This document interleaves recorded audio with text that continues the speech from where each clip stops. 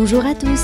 All the informations about this podcast and how to improve your understanding of the French language are available in English at cultivateyourfrench.com. Et maintenant, parlons français. Cette semaine, j'ai choisi l'épisode de One Thing in a French Day intitulé « Le cube de la nuit des temps ». Je vous le lis une première fois lentement et ensuite à vitesse normale. Le cube de la nuit des temps. Ce matin, je pensais pouvoir dormir tranquillement. En ce moment, je suis en train de lire le premier tome tiré de l'émission de Jean-Claude Amezen sur les épaules de Darwin. Je m'endors donc avec des histoires de geais capables de retenir 6000 caches de nourriture, de troupeaux d'éléphants menés depuis la nuit des temps par des matriarches, de fleurs de Sibérie qui se réveillent après un sommeil de milliers d'années, et je me réveille dans la continuité de ces histoires. Mais ce matin, « Maman, j'ai oublié de coller mon cube pour l'art plastique. Tu peux m'aider? Je dois partir dans 6 minutes. » C'était la voix de Michaela. « Quoi? Le cube qu'elle a terminé depuis la nuit des temps, qui traîne à plat sur son bureau depuis des milliers d'années ?» Je me lève.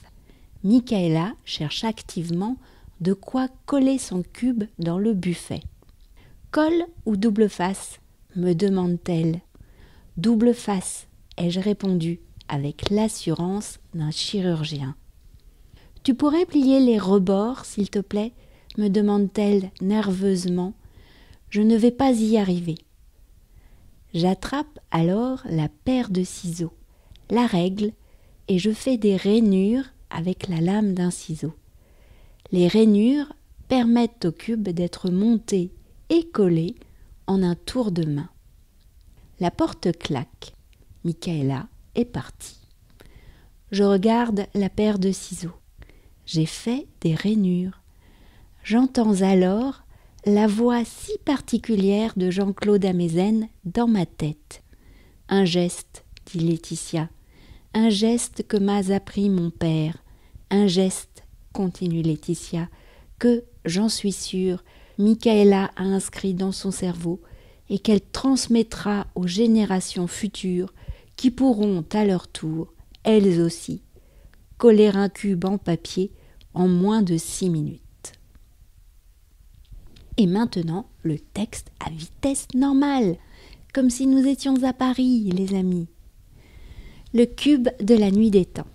Ce matin, je pensais pouvoir dormir tranquillement. En ce moment, je suis en train de lire le premier tome tiré de l'émission de Jean-Claude Amezen sur les épaules de Darwin.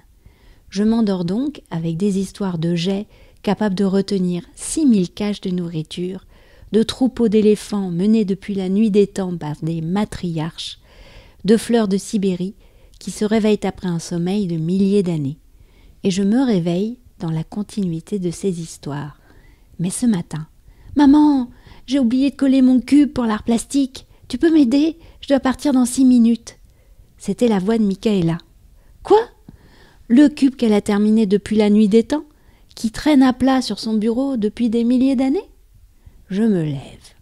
Michaela cherche activement de quoi coller son cube dans le buffet. « Colle ou double face ?» me demande-t-elle. « Double face », ai-je répondu avec l'assurance d'un chirurgien. « Tu pourrais plier les rebords, s'il te plaît ?» me demande-t-elle nerveusement. « Je ne vais pas y arriver. » J'attrape alors la paire de ciseaux, la règle, et je fais des rainures avec la lame d'un ciseau. Les rainures permettent au cube d'être monté et collé en un tour de main.